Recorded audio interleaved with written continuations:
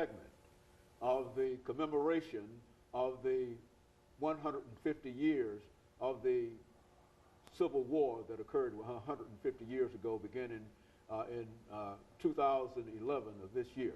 And of course, Dr. Lovett, I think the last time we promised that we'd give you an opportunity to talk about the war itself.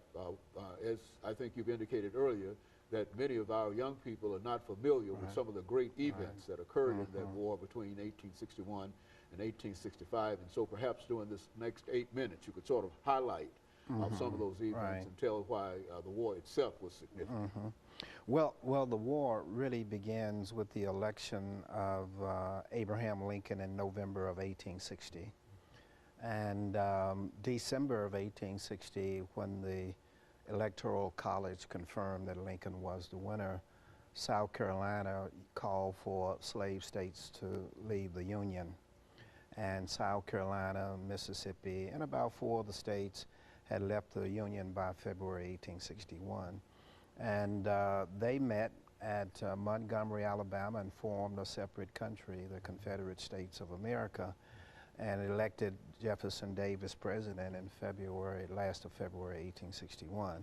Tennessee joined that rebellion in May of 1861 and joined the Confederacy in June of 1861. And mostly after South Carolina attacked the federal fort, Fort Sumter, in April of 1861. And Lincoln called for volunteers on the 15th of April to put down the rebellion and keep the Union together. As the war went on, of course, the major issue that had been an issue since the Constitutional Convention of 1787, slavery, of course, came to the forefront. And by 1862, Lincoln and Congress were convinced that they had to deal with that issue to save the Union. So in 1862, they declared slavery abolished in Washington, D.C., the nation's capital. They had the power to do that. And then secondly, they abolished slavery in any American territory, so no new states could come into the Union, and most of the territory of the United States was unsettled and were not organized into states. So they put a stop to that, and finally in summer of 1862, Lincoln decided and announced in September 22nd, 1862, that he was going to announce that all the slaves were free in any rebellious territory next January 1st, 1863. Okay. And on January 1st, 1863, the Emancipation Proclamation indeed was signed by President Lincoln at approximately 1:30 in the afternoon in the White House. That, of course, made the Confederates fight a little harder, but remember there were 15 slave states, and only, and 4 of those slave states did not join the rebellion, did not join the Confederacy. And so it was a contentious issue. Lincoln exempted those states from the Emancipation Proclamation, and he also exempted Tennessee and parts of Louisiana because they had been captured by the Union Army, and so all those territories that were under Union control, they were exempted. The only way we dealt with the rest of them was December the 18th, 1865. The 13th Amendment to the Constitution was finally approved by 3/5 of all the states, except 4 states that refused to ratify it, including the state of Mississippi, which finally ratified it, believe it or not, the 13th Amendment that abolished slavery. Mississippi finally ratified it in 1992. That long. A few years after a few years, more than a few years. They held out. Mississippi was, they held out until 1992. Nevertheless. Well, they had the president, Jefferson Davis, and during the war. Well, Mississippi played its role as a neo-Confederate state right up until the end of the 20th century. But the war, of course, did 2 or 3 things.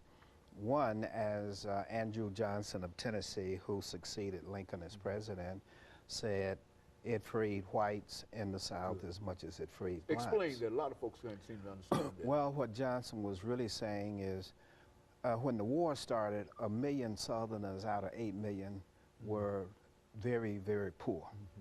They didn't own any land. They had few possessions. They had no slaves, of course.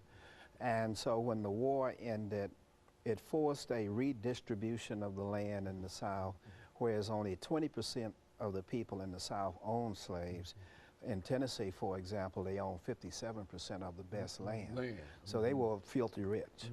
But many Southerners were poor. 80% of them were not slave owners. And so when the war ended, it was much an emancipation of poor whites in the South as it was of blacks. Number two, of course, it abolished slavery, as you know. And then number three, of course, it settled the question whether states could succeed. That question was settled by the Civil War. No, because by violence they were brought back into the Union, and so we don't question that too much today. Although in the present movement of some states talking about states' rights and you know, hush hush about they're going to succeed, interposition, and they're going to succeed from the Union. You know, just a lot of ignorant talk because the Civil War settled that question about whether the Union, once you're in it, you're in it. It's not like a marriage where you can get a divorce and come back in. So it did those three major things. It settled the question about secession and the Union. Number two, it abolished slavery. And then number three, it ordered a new biracial society in the South, whereas many whites too were liberated by the fact that slavery was abolished in the country.